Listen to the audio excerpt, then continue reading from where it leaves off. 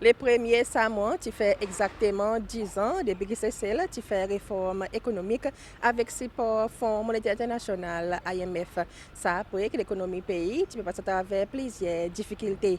Ça qui est apparent à l'état, tu as manque de visites étrangères, manque de commodité de la boutique, et pays pas capable de payer son bandette, et tu as aussi en as beaucoup à Yeraz. 10 ans plus tard, beaucoup de gains accomplis, mais il y a aussi beaucoup les autres défis. Le 1er novembre, secteur public, privé et aussi bon partenaires internationaux qui supportent le développement social, besoin d'un forum pour discuter et partager bon accomplissement, ça 10 ans de transition économique et aussi pour voir un plan pour l'avenir. De nos actions tantôt, nous voyons un petit peu bon point fort, ça forum. Of the population less than average can La really base sa forum, participate c'est le and sustain the same présentation, type of développement de l'infrastructure et redistribution de la richesse. Première présentation, la redistribution de la richesse, qui fait par le directeur de la Banque mondiale pour CCL, Mark Lundell. Ici d'abord, cause de l'implémentation du programme réforme économique pendant ces 10 ans, qui étudie une succès en grande partie à cause de notre engagement au tout niveau pour résoudre les difficultés économiques. We've seen firsthand the dedication, hard work, entrepreneurial spirit, willing to challenge, willing to take up challenges that many of our countries think about doing, at least in my sub-region, but don't always find the gumption to do it. And I think maybe the 10-year experience 10 years ago really passed on a feeling of, yes, we can. And I'm really proud that that still lives on. Admirable, and I know I would really appreciate your offering greater assistance and exposition of that experience to some of the countries in the region, especially my group. So the invitation is open. But still, there are always more challenges ahead. And as we see, climate change is a serious one that's threatening us daily, monthly. And I'm really glad to see that there's a focus of attention there, as well as others in terms of social protection, the challenges there, safety nets installed, how that can be improved, and in addressing some of the increasing challenges of social ills. Pendant son présentation, la redistribution de la richesse, M. Landel qui fait ressortir qui s'aille parmi les défis qui c'est celle comment un pays devrait être adressé pour assurer que la richesse qui pays fait est partagée de façon équitable que tout le monde y bénéficie. Ici, c'est celle qui a ajouté, n'a pas du monde qui vit à niveau de la pauvreté que la Banque mondiale y qualifié comme vivre le $90 par jour. C'est dans ce moment, il n'a pas l'index qui servi pour définir la pauvreté, mais cependant, il dit qu'il y en a du monde qui n'a pas saisi l'opportunité qu'il y a dans le pays pour contribuer et jouir la richesse pays. Ça ici tout, bonne qui manque connaissances nécessaires ou bien qualification pour gagner un bon travail, ça qui dépend de la substance. Il y en a qui pas travail pour raison de la santé et il y en a aussi qui simplement pas sentis autres motivés pour le travail. And a report by the United Nations that studied the determinants of inequality in Africa found in particular 3 factors that contributed to more widely shared growth. The first is the quality of education. Second, fiscal policy and transfers. And third, productivity enhancing growth. With regard to the first point, quality of education, it's undisputed, obviously, that a good education is the best determinant of a person's economic and social success. School attendance is crucial, but it's not enough. A focus on quality is needed so that children get all the right foundations and that young people entering the labor market have the skills they need to succeed. So here, Seychelles is rightly proud to be at the top ranking in Africa on what's emerged as the Human Capital Index recently launched at the annual meetings. That means children in Seychelles can expect to spend a total of almost 14 years in school, whereas average for the region is closer to about 7 or 8. But once you adjust for differences in the quality, the effective number of years drops to only 10. And interestingly enough, that so-called education gap, the better you do, the harder things become. That education gap across African countries is one of the largest here. The gap across education quality versus quantity throughout the Africa region is usually about 2 to 3 years, but you've got the highest level of overall years of schooling, and so that gap is one of the largest.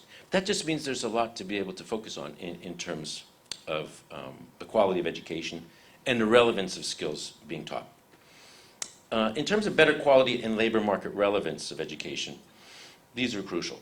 At 15% here, youth employment is 3 times as high as the national unemployment rate.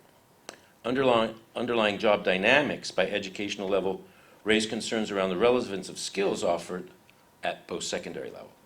It also shows the need for more graduates with higher education and specialized skills to work in the service sector. Under the World Bank Group's new partnership strategy, or framework rather, with Seychelles, we're going to be looking at these areas to improve the performance of the education sector. The second determinant of inequality is how fiscal, or how much one can address inequality, is fiscal policy and transfers. So on the revenue side, it's obviously about collecting an appropriate share of GDP and taxes to be able to finance redistributive policies. Many countries in the region are falling behind on this indicator and tend to collect insufficient revenue from a small tax base. Even in countries that have quite good tax collection, you don't see sometimes that much expenditure in this area. But Seychelles performs incredibly well, with a tax to GDP ratio around 32% and a new progressive income tax to further contribute to the equity of collection. On the transfer side, many countries in the region don't make social expenditures that are big enough to have a significant impact on inequality. Here, Seychelles is looking even better. Seychelles spends approximately 5% of GDP on social protection, which is high even on an international comparison. And the benchmarking across OECD countries is about 3. So you're quite above the average for OECD countries. M. Landal a ajouté que ici c'est celle toute la base en place pour adresser sa inégalité de redistribution de la richesse, mais qui problème existait à cause de l'argent et bénéfices pas pété à guette ça qui devrait être gagné. 70% of expenditure currently supports the elderly through pensions, home care benefits, and other programs. But these benefits are not really targeted to support the poorest, and where needed, could be delivered in more efficient ways. But changing demographics towards an aging population make the need to reform in the future quite acute. So the third important determinant of inequality is about the type of economic growth that a country undergoes. In Seychelles, the pattern of structural transformation has up till now mainly contributed to a widening of the income gap. In other words, there are more opportunities in the more modern service sector with higher increase in productivity, but that growth hasn't gotten and reached the bottom 25% of the population that still need to be linked up to that. So the fast growth of tourism, finance, ICT is translated into a rapid increase in the demands for skilled labor. And from 2011 to 2014, managerial and professional employment increased by 1/3, while unskilled jobs actually decreased by 3%.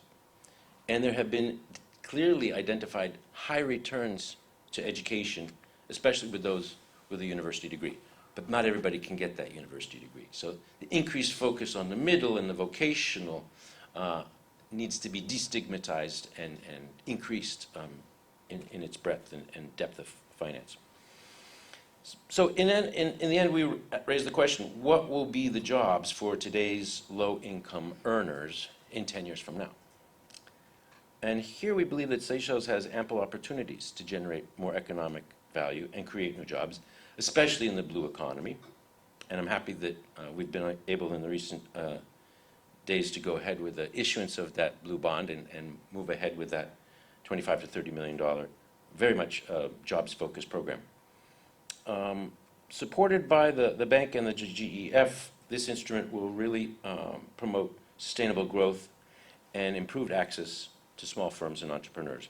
But further, improvements in the environment for doing business and better linking of local businesses to the tourism sector, we think are areas for further examination to produce even more job opportunities. And I know we spoke a lot at the most recent conference on climate change and adaptation, where actually we got very much into the enterprise sector. But we are quite bullish and optimistic that there are a lot of opportunities here for Seychelles to grow its inclusive economy. Le panel pour discuter sa redistribution la richesse, le secrétaire d'État pour Finances, Patrick Payette, gouverneur la Banque centrale, Caroline Abel, et représentant plateforme société civile, CEPS, Marinela Azemia. Chacun te donne de l'expérience pendant sa 10 ans réforme économique, leçons qu'il tire et travail qui peut besoin continuer faire pour maintenir, consolider et plus bien distribuer la richesse pays pour que tout le monde y bénéficie. The beginning of 2008 and where we are now, a lot of things has happened and a lot of income have been generated. The question I ask myself is, how do we as a population take the opportunity to get some of this income? And this is the question that is something that is very visible today, especially when I look at the youth. How are we aspiring to participate in the economic prosperity? And I think the first point that Mark echoed in his speech exists today. Because we see, as the central bank, when we assess and when we look at employment data, we look at the youth unemployment, and when we look at the engagement that we do with the young people, we don't see that eagerness for us to participate. Because if we want this country to move higher, it is the youth and the next generation that is going to take it higher. So I think we need to push more on the education front. We need to talk more to the youth.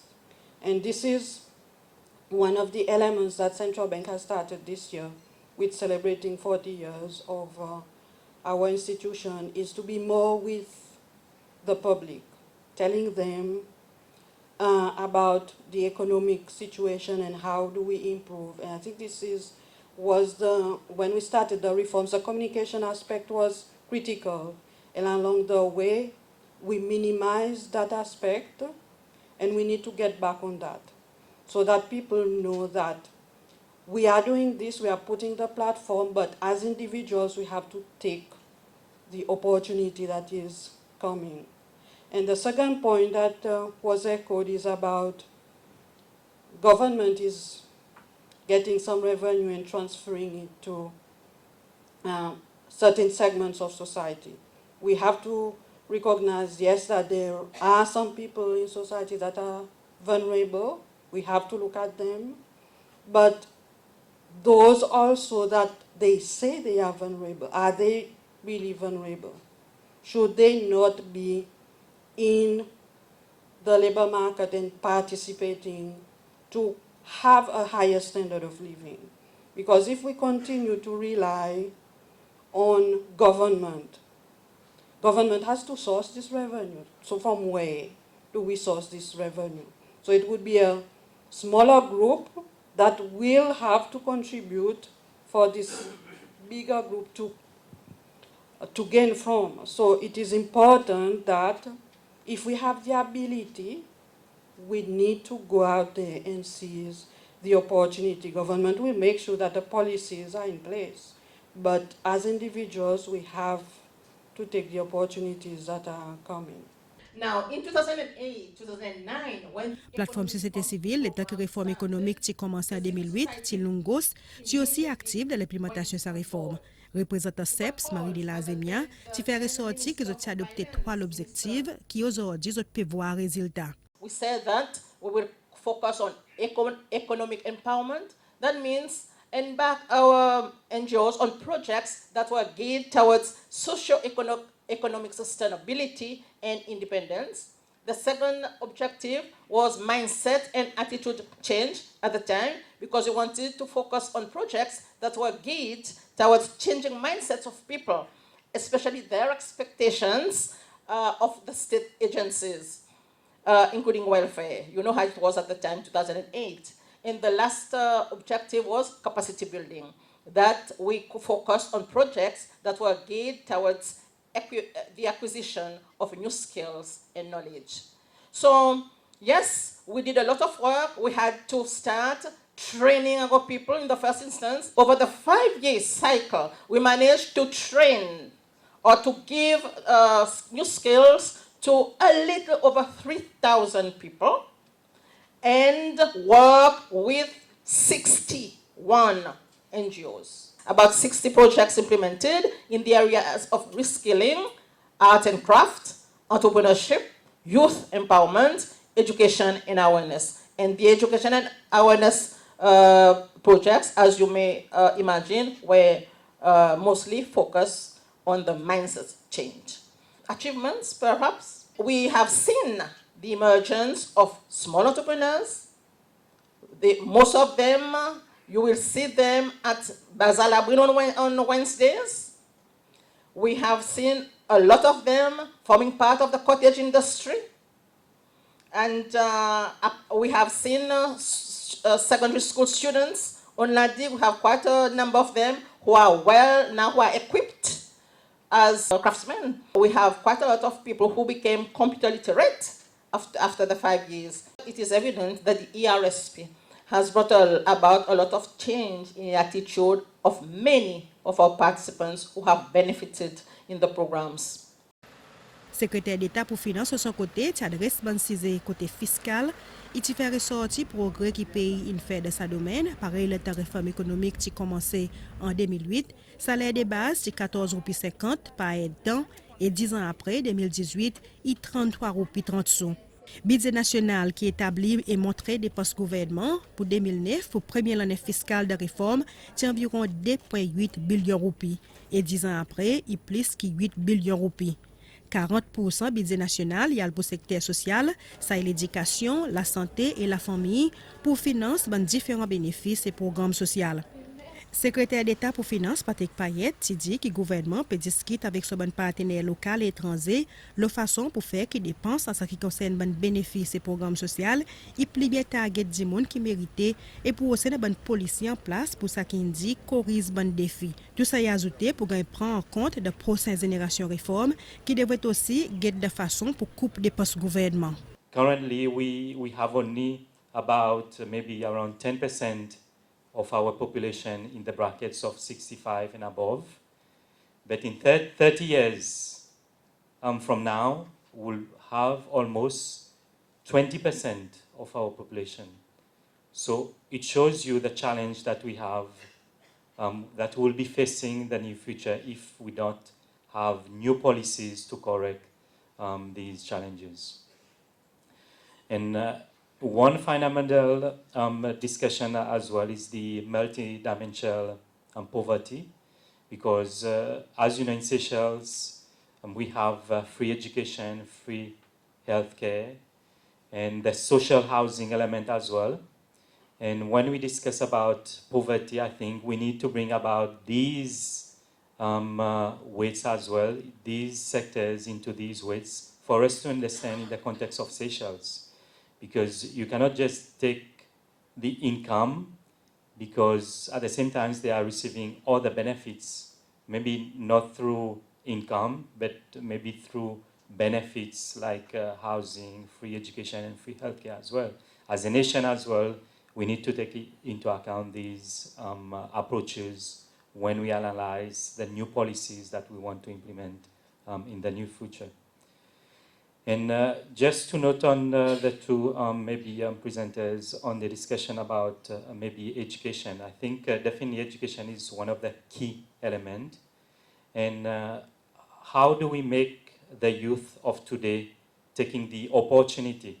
Nowadays, I think the youth has some great opportunities through computers, internet, so that they can use to maximize their potential. So I think these opportunities that exist today, either through the government benefits and programs or through other programs that exist in the private sector, they need to take these opportunities and how they can achieve more. And maybe second is the discussion with the employment. How do we change the mindset of the skills that we have in the educational sector so that we take the the higher posts that are being occupied by the foreigner. So these are things as well that we need to discuss with the private sector. And then thirdly, the discussion in regards to the value chains. We've seen a lot of growth, as highlighted by Mark, in tourism, but how do we get the other sectors to embrace in these growth? For example, the fishing sector, agriculture, and the artisanal craftsmen. How do they can take these opportunities and put some value-added products so that I think the tourists can spend a bit more, and at the end of the day, it will be them that will be benefiting with the growth. We have had a nice panorama of issues from the civil society, from the governor, from the Secretary of State, and with that, I will open the floor for your observations and your questions. All indicators show that we are a developing nation. We are developing very fast. And you also made a remark saying that the poverty indication at 40%, considering the fact that Seychelles offers free health, free education, and a social housing platform. Is this a realistic figure? Okay, number one. The reason I'm asking that is, obviously, when you put all these things together and allow for the pluses and minuses, my feeling is that that particular figure probably needs to be reanalyzed at a certain point in time, simply because of, again, what you said, that of the 8 billion rupee budget, 40% goes towards health, education, and social programs. Now, if I were to take that, I would assume that you're spending in excess of 2 billion rupees in social programs, which is almost 25% of our national budget. Is it going to the right places? Is it being utilized rightly? Could we be a more advanced nation if those resources were put to the development of the country and to the benefit of businesses and to the benefit of the health and education sector, which needs it most? So is there a reconsideration to review these areas so that the funds can be better used, when the taxpayers' funds can be better used? We are working as government is the whole spending in ministries and department.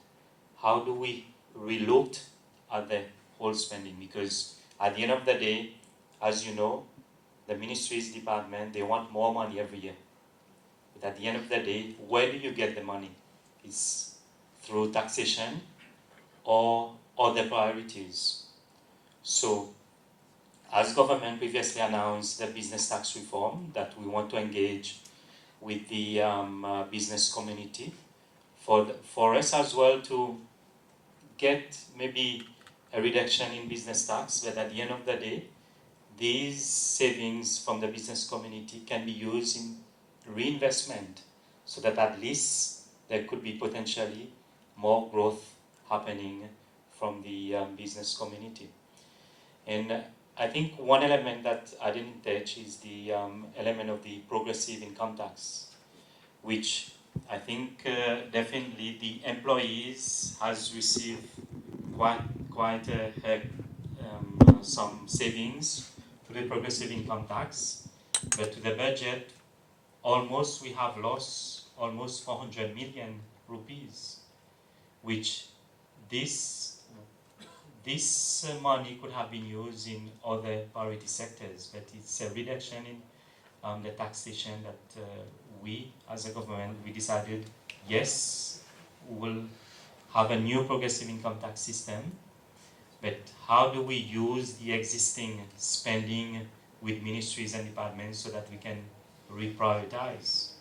This morning, I think I've met a lot of PSs and CEOs where they mentioned that the money that has been allocated to them for 2019, they need some more. But I think as a government, we need to sit down and decide, yes, there are programs that exist today. It needs to be revisited.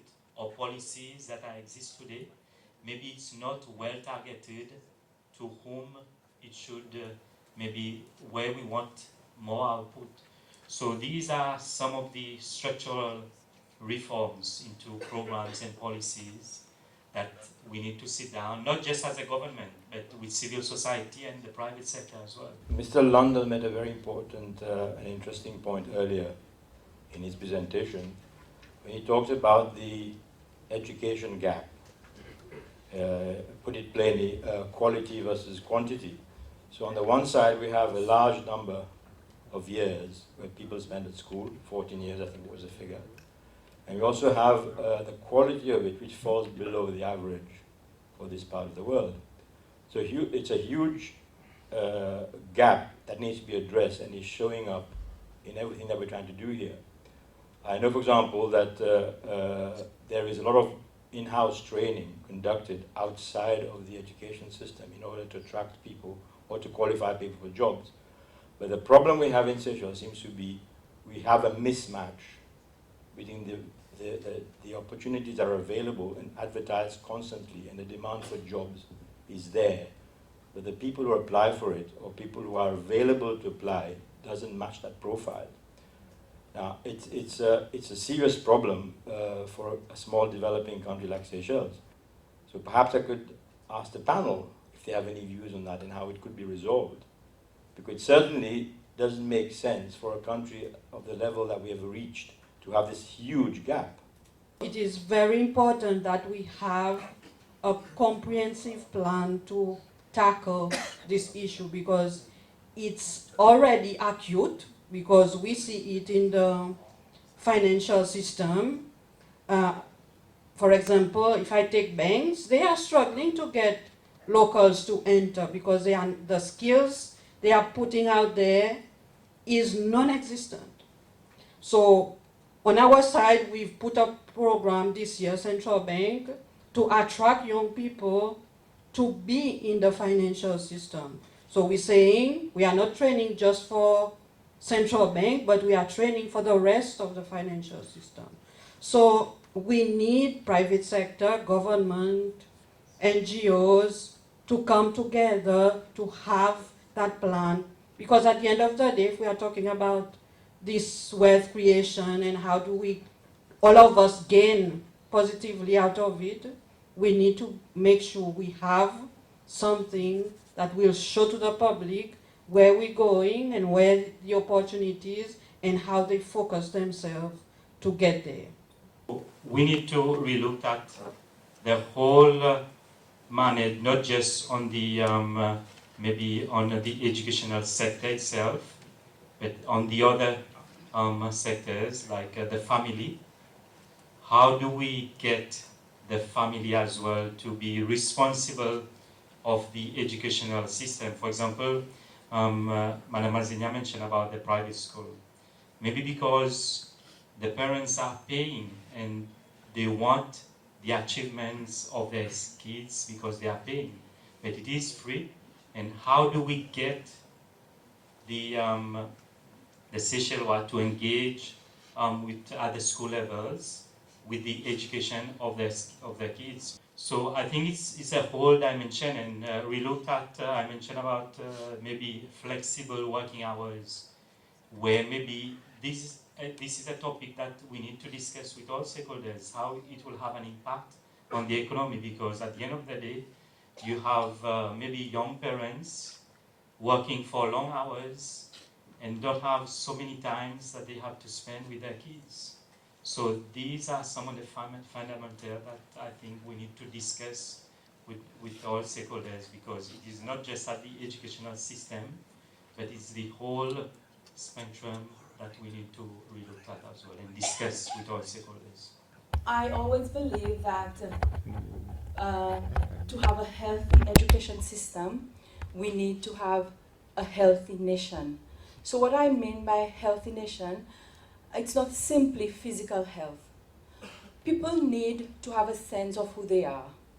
What is their connection with their country, with with their planet, with their neighbor next to them. Once this is well established, then people would have a desire, an understanding of where they are going in life. At the moment, sadly enough, we've lost quite a bit of this sense of who we are as individuals and who we are together as human beings. The result is all the social issues that we are facing. Now, those social issues, they end up into the school system. We can continue to spend huge amounts of money to remedy maybe the education system. But if we do not have people who are prepared, who understand where they are going, where they want to go, we will continue to have a situation where the output does not match the financial input, if you will. We need outreach. We need to educate the parents, the young parents. We need to get our people to understand who they are as individuals and who we are as a community together. And then the money will be well spent because it will be spent for a purpose that we all understand and buy in. L'autre présentation sa forum avec thème transformation économique et sociale, 10 ans réforme économique qui n'est succès et bon défi pour l'avenir, c'est le développement de l'infrastructure. Et c'est ancien président de la Banque de développement africain et FDB, Dr. Donald Kaberuka, qui te présente sa cisée. Et tu fait ressortir que le développement de l'infrastructure un pays, pareil port, airport, semen, est important pour maintenir le niveau de développement économique pays. Des secteurs importants indiquent que c'est devrait investir là-dedans pour son prochaine étape de développement, le secteur l'énergie et technologie de l'information et télécommunication pour assurer bonne connexion Internet. For a small island economy like this, the real infrastructure of the future for this country is broadband and connectivity. But that is what makes a small country, small population, more productive. It is important to think about broadband connectivity in terms of the kind of the labor force we're looking for in the future, in terms of access to knowledge, to information. I like to look at power from three angles. Power from the viewpoint of availability, power from the viewpoint of access, and power from the viewpoint of affordability. But at the moment, there's an issue of how do we fund infrastructure without fast accumulation of debt, which can outrun our capacity to pay, or which can run even our capacity to manage the debt. Après sa présentation, il y a un autre panel pour cause de s'assiser, si tout l'aspect de l'infrastructure pour amener plus de développement et croissance pour sa prochaine 10 ans et plus, et pour assurer que le financement pour sa bonne projet prenne en compte que d'autres pays y restent à un niveau qui est soutenable et pays est capable d'assurer son repayement. Membre le panel, c'est cause de certains gros projets qui n'en a de pays et les autres aussi qui prennent plus tard, code source financement pour principalement à travers partenariats publics et privés ou bien PPP.